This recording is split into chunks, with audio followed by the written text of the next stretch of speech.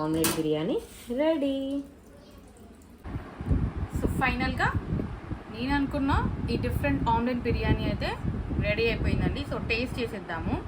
Rice మాత్రం same restaurant స్టైల్లో ఎలా పుల్లలుగా మంచి నీట్గా ఉంటుందో అలానే ఉంది. అండ్ ఆమ్లెట్ కూడా ఎలా ఉందో నీట్గా ఉంది. అలా మనం కనీసం బ్రేక్ కూడా కాలేదు, చాలా మనం ఎలా వేసామో అలానే ఉంది. సో టేస్ట్ చేసేద్దాము. ఆమ్లెట్ చుంచుతుంటేనే జ్యూసీగా వస్తుందండి. అంటే మనం దాంట్లో ఆ జ్యూసీ కోసం అనేసి పెట్టుకున్నాం కదా కాసేపు సిమ్లో.